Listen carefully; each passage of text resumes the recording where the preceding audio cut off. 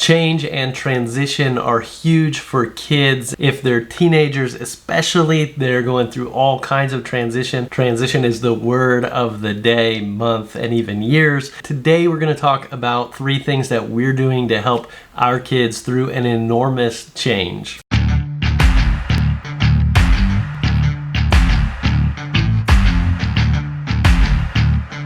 What's up everybody? My name is Dennis Poulette, and on this channel I help parents lead and launch their teenagers. And if you've watched any of my videos lately, you know that our family has been going through an enormous change. We packed up and moved from Kentucky all the way to Florida, which is why I'm kind of in a different location at this point. There are 3 things that we have been trying to do to help our kids as we do this transition, this big family change. And I wanted to share those with you today to hopefully help you with your kids whenever they're going through changes or transitions. It's something that I've taught a lot about in the past, but wanted to share just at least these 3 things that we are at least trying to help our kids do in order to transition appropriately. And the first thing is we involve them in the decision. Whenever we were talking about moving to Florida, the very first thing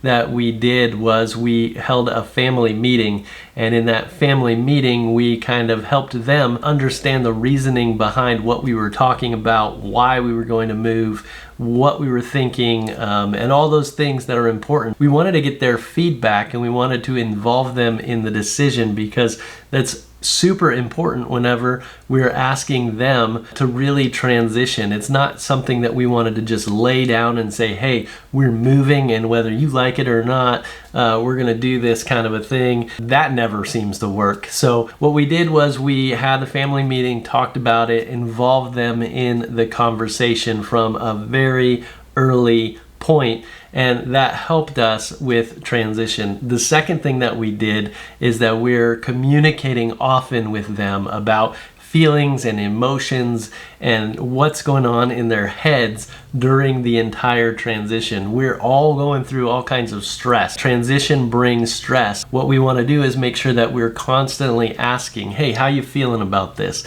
Hey, what do you think about this? Hey, where are you at on the scale of 1 to 10 with feeling great about the transition or move and not feeling great? So as we communicate throughout the process, that's the thing that is helping us continually gauge where our kids are at in this transition process. And the third thing is that we are encouraging them throughout the process to both feel the sadness of leaving the old place, and that's okay, but also encouraging them to get involved in the new place. There are these 2 things where, you know, Semisonic in their famous song Closing Time gave us this great quote that says, every new beginning is some other beginning's end. We're in the middle of this. We've ended one transitional phase and we're moving into another one, and we're kind of in this neutral zone where we don't belong in either place. We want to encourage our kids to both say goodbye